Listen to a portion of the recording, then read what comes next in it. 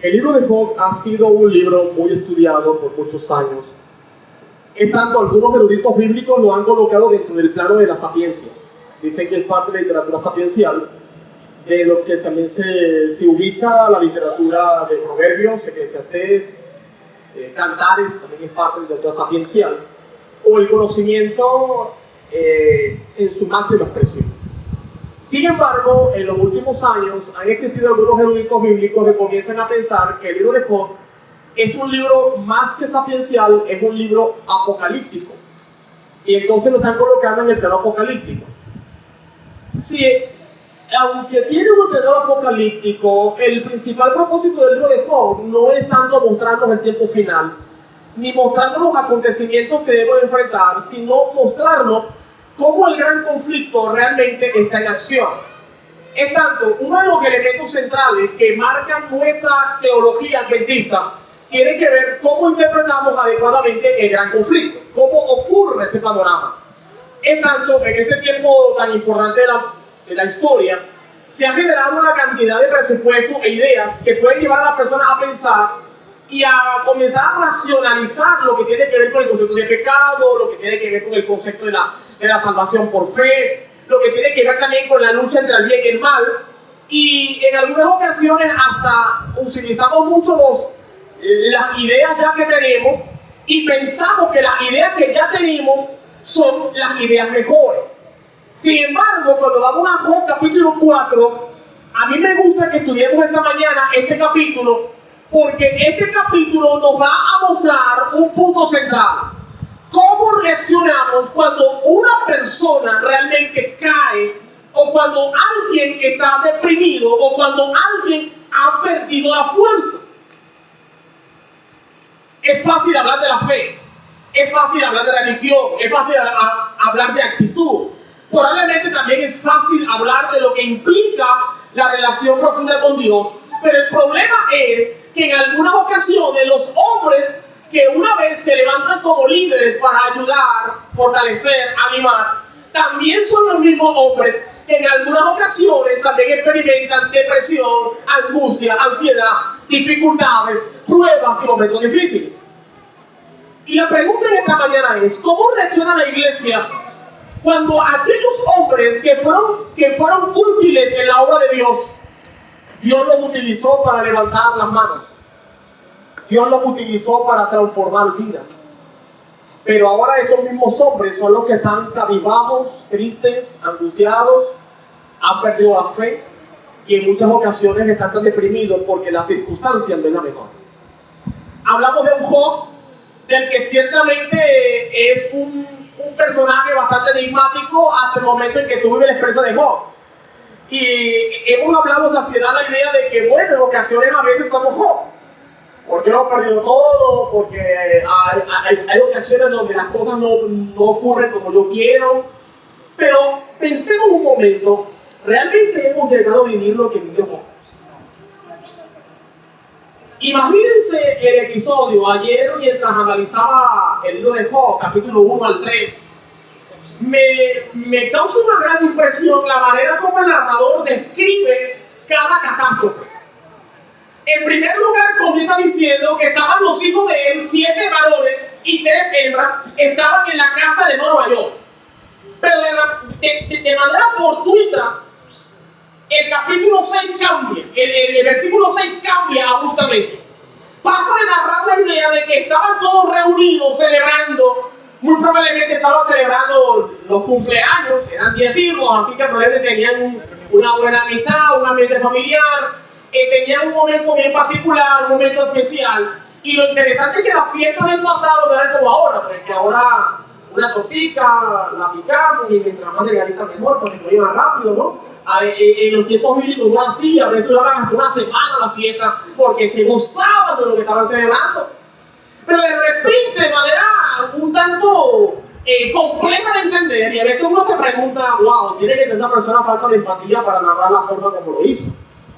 Porque de manera directa comienza diciendo el narrador, aparecieron los sabeos, y entonces los sabeos con filo de espada no solamente robó el ganado que tenía, también mató a los siervos.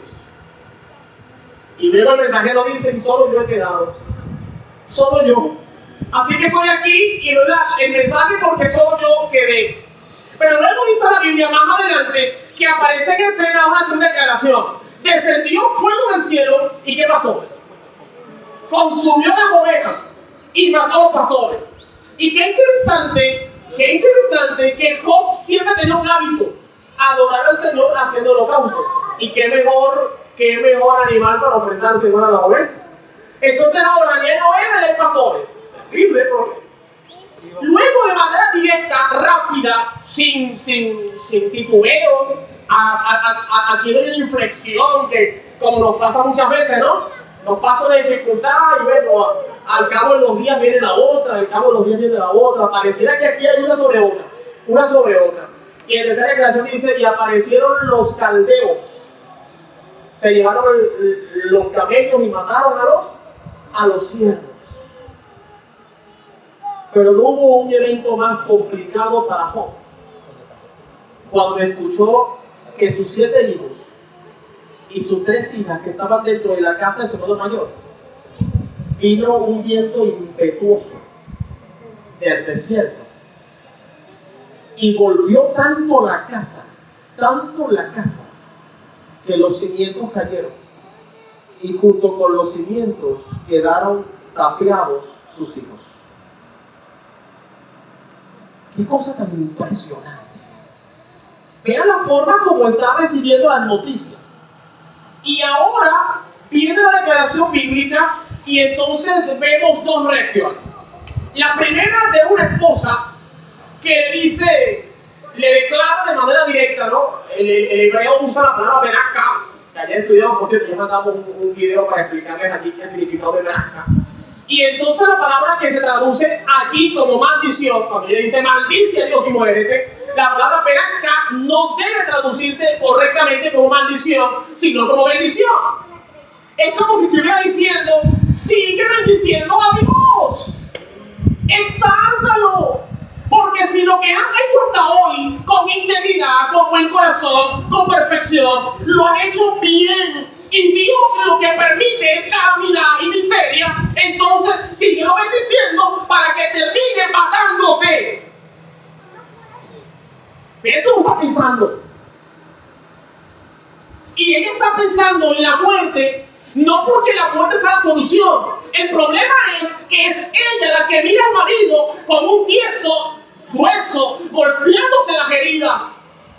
Es ella, con empatía, la que sufre ver a su esposo y a ella misma perder a sus 10 hijos. Es ella misma la que está mirando el problema. He perdido los criados, he perdido el ganado, no tengo nada, estoy prácticamente en un nivel de estar desahuciado de la sociedad. Así que la mujer dijo, mira, yo creo que aquí la opción es que tú te mueres. Claro. ¿Y cuántos en algunas ocasiones hemos sentido que la opción es morirnos?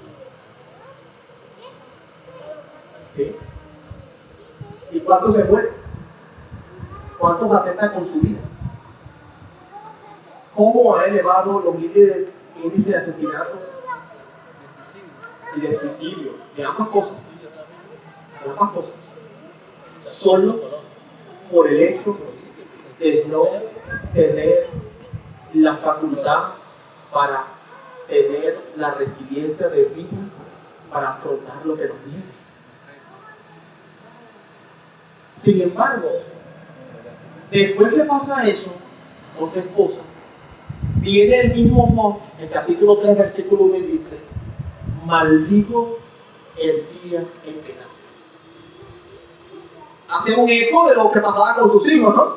Porque si sus hijos celebraban el día que habían nacido y ahora no están, entonces ahora, como un acto de liberarme, de romper con esa presión emocional, tengo que tiene que ocurrir en mi vida, y entonces maldigo el día en que nací.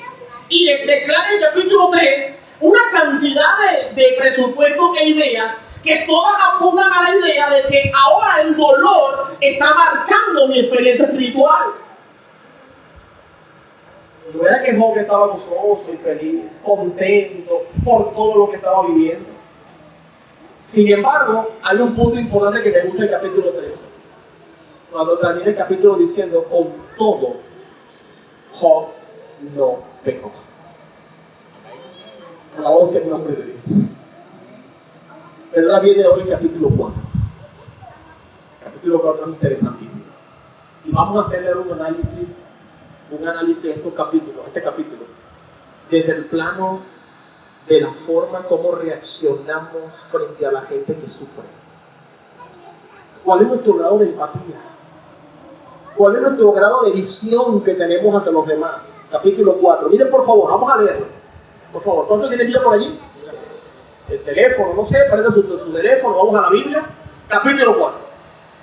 Y dice la Biblia que aparece ahora, escucha bien, aparece ahora Elifax temanita. Elifax muy probablemente significa la palabra él viene de la traducción conectada a Dios, ¿sí? Y Ifaz tiene una traducción como oro o como fuerte. Es algo así como hablando de que esta persona era probablemente una persona piadosa, una persona que tenía un buen concepto de Dios, una persona que en apariencia vivió una experiencia profunda con el Señor. Y este Elifax muy probablemente era el más viejo de los amigos de Job. Sin embargo, aparece Elifax como amigo, y entonces dice la Biblia que Elifax dedica un largo tiempo, varios días, para ver a Job cómo se queja, para ver a Job cómo sufre, para ver a Job cómo experimenta lo que le pasa. Y entonces dice la Biblia, versículo 1, respondió Elifax temanita. Cuando ya le dio chance para hablar, y cuán rápido somos para hablar. Cuando alguien está sufriendo, ¿qué es lo primero que nosotros hacemos? Hablar. Porque ciertamente creemos que tenemos la solución al problema. Y a veces en ocasiones la gente lo que necesita solamente que lo abraces y le diga cuánto de verdad siente lo que sufre. Pero en ocasiones lo que hacemos es levantar nuestra voz para explicar lo que realmente creo que puede ser correcto. Sin embargo, dice la Biblia, versículo 2. Vamos a ver quién lo puede leer, versículo 2. Vamos a ver, versículo 2. Capítulo 4, versículo 2. Si probaremos hablarte, te será molesto, pero ¿quién podrá detener las palabras? Qué interesante. Elifax se siente como frustrado porque él dice, si intentásemos hablarte, si aunque sea comenzáramos a explicarte lo que pensamos, ¿qué será molesto? Y estoy seguro, según Elifax, que Job reaccionaría equivocadamente a la voz de sus amigos. Y luego dice la Biblia, pero ¿quién puede detener las palabras? ¿Quién puede detener el impulso de decirte lo que te pasa? ¿Y cuán buenos somos para racionalizar lo que le pasa a los demás? A veces en ocasiones tenemos hasta la visión clara de pensar que si alguien no viene a la iglesia es porque está mal espiritualmente. Algunos otros dicen, si la persona está deprimida es porque el encuentro no tiene con Dios, está mal con Dios. Algunos hasta pensamos que las calamidades y las crisis son parte elemental de aquellos hombres y mujeres que su acercamiento con Dios está frágil. He llegado a pensar que hay personas que piensan que estar deprimido es pecado, o estar ansioso es pecado, o tener algún problema con el dolor, el sufrimiento es pecado. Y algunos hasta viven entonces dándose golpes de pecho con culpas y ansiedades porque no entienden realmente qué significa lo que experimentan. Sin embargo, el pasaje sigue diciendo, mira por favor el versículo 3. Versículo 3, ahora sí. Vamos ahora a la racionalidad que piensa Elifax. ¿Cómo piensa Elifax? Versículo 3. He aquí, tú enseñabas a muchos Ajá. y fortalecías las manos de las manos débiles. ¿Qué te parece eso? Lo primero que le dice Elifax a Job es, tú enseñabas a muchos. En otras palabras, en muchas ocasiones te convertiste en un maestro para los demás. ¿Cuántas veces le dijiste a la gente que estaba sufriendo en dificultades, con momentos difíciles, que avanzara, que dejara eso así, que la vida seguía? ¿Cuántas veces fortaleciste a las manos débiles? Le dice Elifaz. Pero mira lo que, lo que le sigue diciendo Elifaz a Job. Miren esto. Miren este detalle. Vamos a ver. Al que tropezaba, enderezaban tus palabras y esforzabas las rodillas que decaían. ¡Wow! Aquí hay una declaración muy ferviente de que Job era realmente un siervo de Dios. Porque un siervo de Dios hace este trabajo. Un siervo de Dios enseña. Un siervo de Dios fortalece las manos débiles. Un siervo de Dios, aunque tropieza, no le da zancadilla o lo sigue pateando para que siga en el suelo, sino que lo endereza para levantarlo. Un siervo de Dios se esfuerza para ayudar a aquellos que caen de rodillas y no saben levantarse. Pero la pregunta en esta mañana es, ¿qué significa realmente todo eso que Job hacía? Lo primero que Job hacía era realmente enseñar a muchos.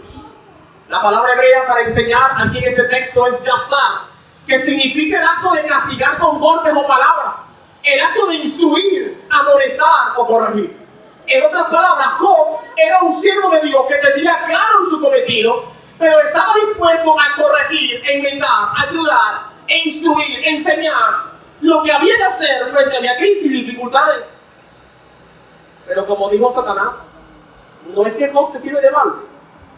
No es que este hombre sencillamente te ama con amor eterno porque tiene todo. Y ahora comenzaba la prueba. ¿Qué pasa cuando todo va bien e instruimos a la gente en las cosas negativas y dificultosas y pensamos que nunca el mal nos va a llegar a nosotros? ¿Cuántas veces hemos dado consejos a la gente pensando que los problemas no nos van a tocar?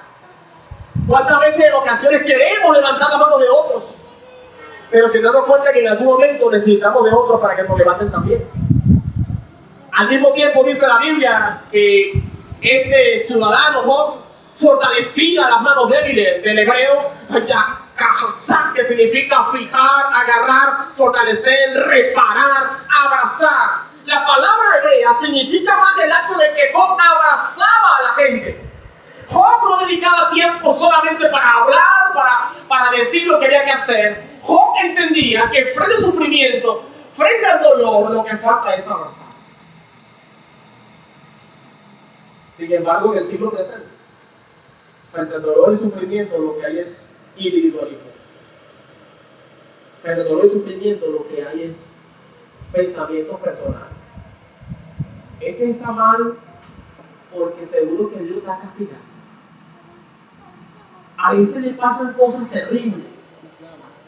Porque es que ese ciudadano a lo mejor no tiene una comunión profunda con Dios. Y comenzamos a señalar lo que creemos que es correcto. Pero miren algo más que hacía Job. A mí me gusta porque yo quiero llevarnos en esta mañana a analizar todo lo que Job hacía.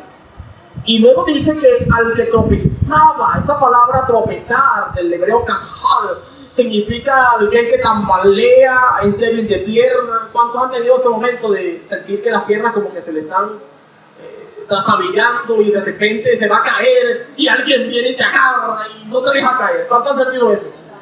Mira, ¿cuántos muchas veces vas caminando y de repente trastabillas, ¿no? Y vas para el suelo? Algunos se ríen, ¿no? Y a carcajada, y cuánta pena de ese asunto, ¿no?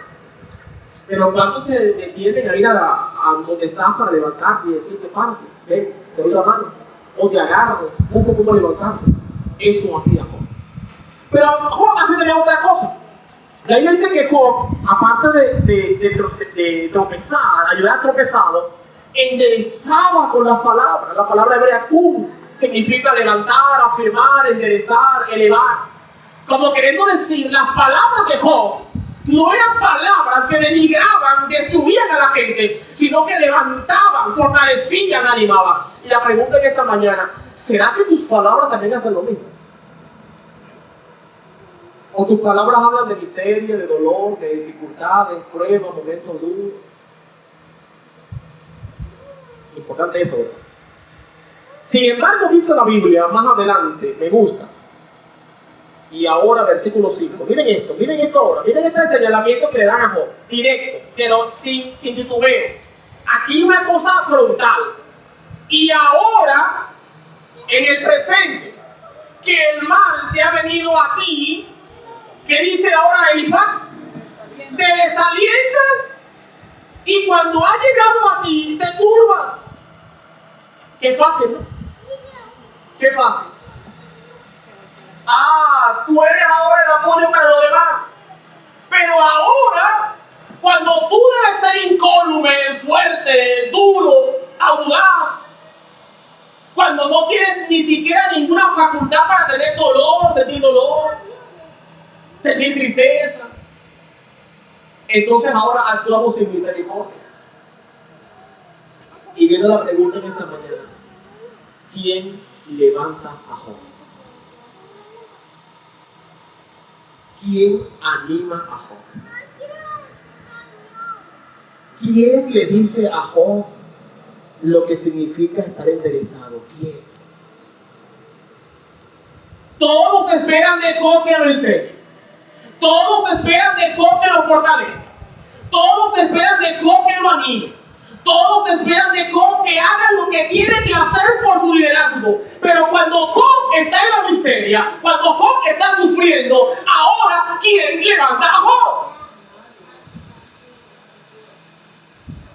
¿Quién le dice a Job cómo puede ahora salir del problema?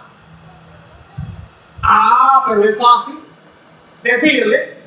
En el pasado le decías a los demás lo que tienes que hacer. Pero cuando te toca a ti, no sabes cómo hacerlo. Alguien dijo que somos expertos en la vida cotidiana dando consejos. Somos buenos para dar consejos. Y a veces somos los mejores en los consejos.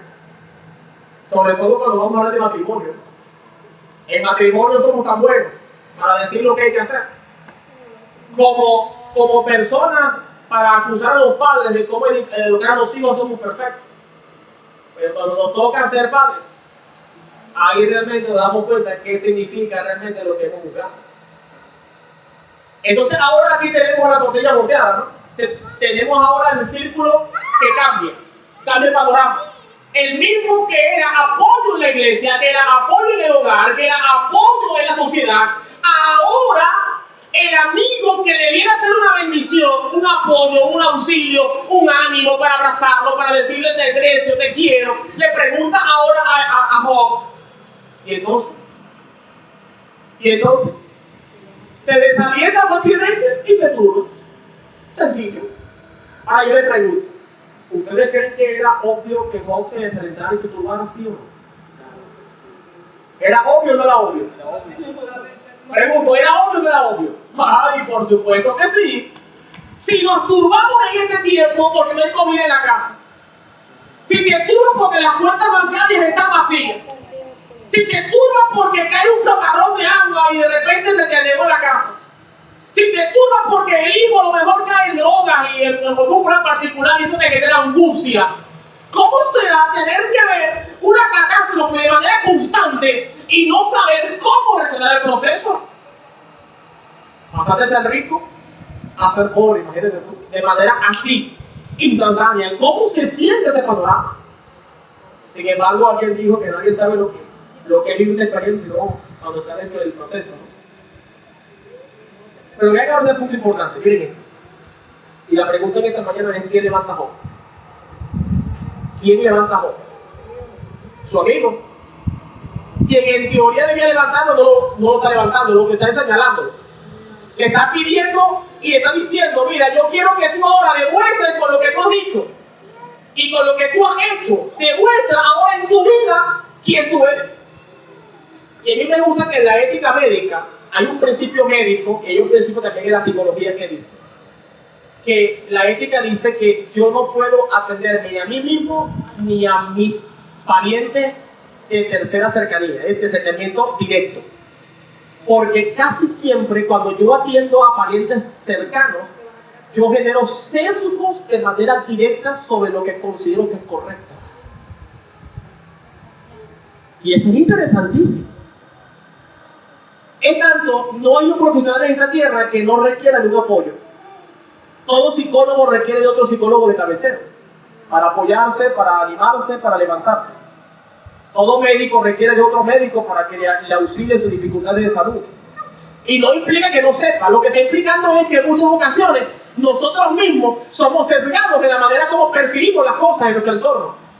Porque entonces comenzamos a auto-boicotearnos, comenzamos a autoevaluarnos, comenzamos a darnos cuenta que estamos bien y que lo que nos está pasando es una cosa fuera de serie. Y realmente aquí está en juego una cosa interesante, la filosofía del saber frente a lo que realmente está ocurriendo. Y vean ahora por favor versículo 6. Miren esto, hermana Margarita, versículo 6. Este versículo es más directo. No solamente Elifaz le dice a Job, mira, ahora tú te turbas y te desalientas, porque esto le devino. Ahora vean lo que le dice, ahora lo ataca en lo espiritual. Miren esto, versículo 6. No es tu temor a Dios tu confianza, no es tu esperanza la integridad de tu camino. ¿Qué te parece? Esta versión dice, ¿es esta tu reverencia a Dios? ¿Tu confianza, tu esperanza y la integridad de tu camino? En otras palabras, ¿es esto lo que tú revelas en el dolor, en la miseria, en la angustia, lo que siempre has sido? Sin olvidarle que el mismo Dios dijo en el capítulo 2 que Job era íntegro, justo, temeroso de Dios y apartado del mal. ¿Cómo se levanta un Elifaz para decirle ahora a Job si realmente Job estaba demostrando ser íntegro por lo que estaba sufriendo? ¿Cuán buenos somos para juzgar? ¿Cuán buenos somos para proferir palabras en favor o en contra de los demás? Pero nadie está dispuesto a levantar las manos caídas. Pero miren ahora lo que viene. Lo que viene es espectacular. Me gusta lo que pasa porque nos enseña muchas cosas. Mira, versículo 7. Mira ahora, por favor, lean este versículo 7. Este versículo es más increíble. ¿Qué dice la Biblia ahora? Recapacita ahora, ¿qué inocente se ha perdido? ¿Ni en dónde han sido destruidos los rectos? ¿Qué te parece? ¿Qué le parece eso? La palabra, el pasaje es tan duro, tan complejo, que ahora Elifaz le dice, Alexander, recapacita. ¿Quién se ha perdido por ser recto? ¿Quién? Explícame. Y ahora más, ¿cuándo tú has visto que la gente íntegra es destruida? ¿Saben qué está en juego aquí, apreciados? El tema del concepto de la retribución. La retribución dice que las cosas buenas le pasan a quiénes. ¿A qué le pasan las cosas buenas? A las personas buenas. A la gente buena. Por eso es que tú escuchas en la calle que la gente dice, yo no voy a ninguna religión, pero yo soy bueno. Y como yo soy bueno, a mí una cosa tiene que pasarme bueno, porque el que es bueno le pasan cosas buenas. Y entonces la retribución dice que las cosas malas le pasan a la gente mala. Es decir, la gente mala tiene que esperar que las cosas malas vengan. Sin embargo, en el concepto del gran conflicto no pasa así. ¿Cuánta gente que es buena, que es honesta, que es íntegra, le pasan cosas malas? ¿Le pasa o no le pasa? O aquí estamos en una iglesia donde los que estamos aquí en esta mañana no nos pasan cosas malas. ¿Cuándo nos pasan cosas malas? ¿Será que todo lo que nos pasa es bueno? ¿Es perfecto? ¿Nos agrada? Obviamente que no. Sin embargo, el pasaje dice que Elifaz le dice a Job, ¿a quién tú has visto que se pierde por ser honrado? Y peor aún, lo invita a recapacitar. Y le dice a Job, tienes que cambiar de actitud. Tienes que hacer la diferencia. Día atrás leía un libro sobre adolescentes y decía lo siguiente. Me impresionó mucho lo que dijo el autor, porque dijo lo siguiente: cuando tú le preguntas a un adolescente lo que le pasa y responda con silencio, es porque no sabe describir realmente lo que le pasa. Muchos de los adolescentes se pierden en la fe no porque no saben que están sufriendo, sino porque no saben describir lo que les pasa. ¿Cuántos adolescentes tenemos en la vida espiritual? Hombres que están en la fe, pero no saben ni siquiera comprender qué es lo que les pasa. ¿Cómo es que hombres que leen la Biblia y oran constantemente son los mismos que le vienen calamidades tras calamidades y pareciera que la luz del día no aparece? ¿Cómo es que cada día, mientras más fiel llego a ser a Dios, me pasan más dificultades y complejas dificultades que en ocasiones no comprendo? Sin embargo, Elifaz estaba tan sesgado, estaba tan ciego con su filosofía, que creía juzgar a Job en armonía con sus hechos y no en armonía con el gran conflicto. Él mismo no entendía cómo es posible de que a Job le haya venido tal calamidad, porque yo estoy seguro que Elifaz conocía muy bien a Job. Sabía que era íntegro, que era temeroso de Dios, sabía que era un hombre fiel, sabía que era un hombre que hizo lo correcto delante de él, sabía que era un hombre perfecto porque iba a ser completo en Dios. Pero ahora, ese mismo Elifaz que conoce a Job es el mismo Elifaz que lo juzga por los hechos que ve de manera directa, pero no por lo que realmente está pasando en la esencia.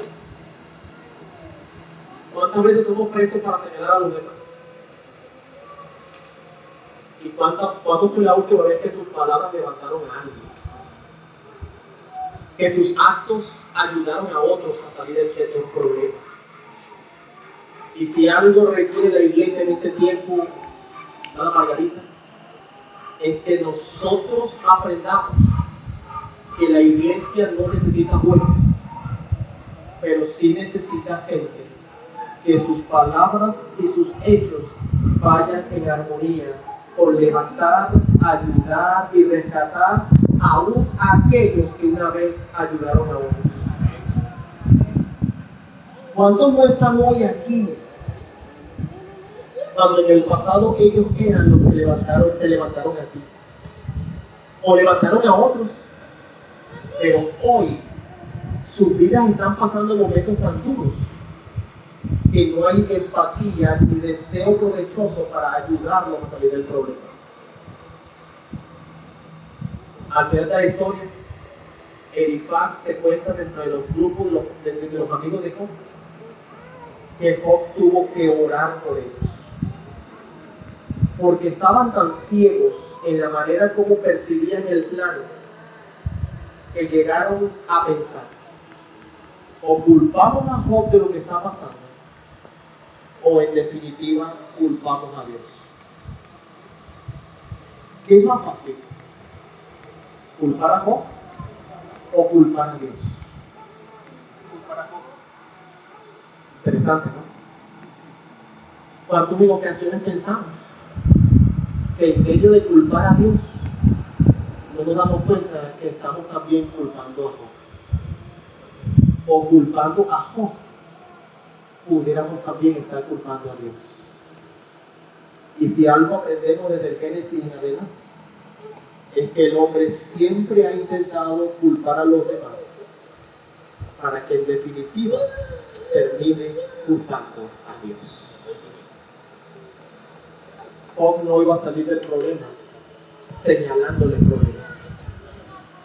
Job saldría del problema si tan solo hubiera una persona que ayudara a levantar a Job.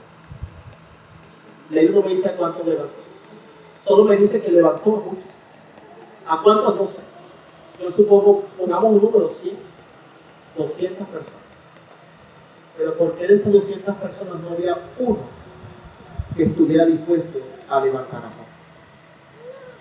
La pregunta en esta mañana es: sí, no estamos hablando de que no sea justo, estamos hablando de tener actitud para levantar, para ayudar, para fortalecer, porque no todos pasan la misma miseria, ni todos enfrentan el mismo rigor del problema, pero todos tenemos que tener empatía para ver a otro caer y levantarlo, no juzgarlo, señalarlo, patearlo, ofenderlo. Es decirle cuánta dificultad está viviendo y hay que levantarlo del problema. Y lo mismo que hizo Job, esperaba ciertamente de la gente que había ayudado. Pero ahora ni sus amigos estaban dispuestos a levantarlo. Hay mucho más que aprender de este capítulo. Pero creo que en esta mañana hemos llegado a una lección importante. No hay palabra que pueda transformar el corazón si las palabras están destinadas a juzgar. Pero si las palabras están destinadas a ayudar y a levantar, estamos seguros en esta mañana que el poder de Dios va a lograr que los que no están aquí puedan estar aquí para su honra y su gloria. Que la gente que está allá afuera dolida, sufriendo dificultades, pueda encontrar en algunos de ustedes esa es mi experiencia de Job. Del que levanta, del que ayuda, del que enseña, del que instruye, del que tiene la fortaleza para ayudar a otros. Llegó la hora de que el evangelio no es solo teoría, es práctica. Y en la práctica nosotros enseñamos el evangelio con lo que hacemos y ciertamente con lo que somos delante de los demás y delante de Dios. ¿Cuánto queremos esta mañana levantar las manos caídas? ¿Cuánto queremos aprender el mismo ejemplo de Job? Fortalecer a aquellos débiles, a los que les trastabilla ya las rodillas y están por caerse. Y si se caen, que tengamos la fuerza para darle la mano y decirle, ven, no estás solo, tú estás conmigo, en el nombre del Señor. Esta iglesia va a seguir adelante en la medida en que ya nuevos Jobs, no porque están sufriendo, sino porque a pesar de que están sufriendo, tienen la fuerza y la valentía para levantar a otros en el nombre del Señor. Dios no le pide a gente que no sufre que sea empática. Dios le pide a gente que sufre, que aprenda del sufrimiento y que ayude a otros a salir del problema en el nombre del Señor. Eso es crecimiento espiritual. Eso es fortaleza en el nombre del Señor. ¿Cuánto queremos hoy, Señor? Ayúdame en esta mañana a hacer la diferencia. Sin señalar, sin criticar, sin pervertir, sin pensar lo que creo. Debo pensar en lo que Dios está haciendo en mi vida y en tu vida para la gloria del Señor. Que Dios nos ayude en esta mañana a levantar las manos caídas, a fortalecer a la gente y a decirle con nuestras palabras y con nuestros hechos que Dios está con él. Y si estuvo conmigo, también estará con esa persona para la gloria del Señor. Querido Padre Celestial, en esta mañana, cuánta necesidad tenemos hoy de levantar las manos caídas, de decirle a la gente que sufre que tu mano está con nosotros.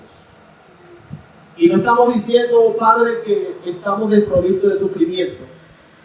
Lo que estamos diciendo es que a pesar del sufrimiento que vivimos, tu mano también nos ayuda para fortalecer a aquellos que con menos fuerzas han terminado cayendo. Hay mucha gente, Señor, que ha caído. Hay mucha gente desanimada en sus hogares. Hay mucha gente que no tiene fuerza para mirarte a ti. Queremos en esta mañana que hoy se levanten los nuevos Jobs, los Jobs modernos, en el tiempo de crisis, que están dispuestos siempre a levantar al caído. Y que a pesar de todo lo que esté viendo en su vida, tú le das la fortaleza necesaria para seguir adelante en el camino correcto. Amén. Querido Padre, que aprendamos la lección de los amigos de Job. Porque pudiera ser que alguno, por la visión de ser amigo, pudiera verse más involucrado en pervertir la visión y la misión y en cambiar la expectativa de vida. En esta mañana tu mano por eso nos use como buenos amigos para llevar a la gente que cae a tus pies. Gracias por bendecirnos en Cristo Jesús. Amén.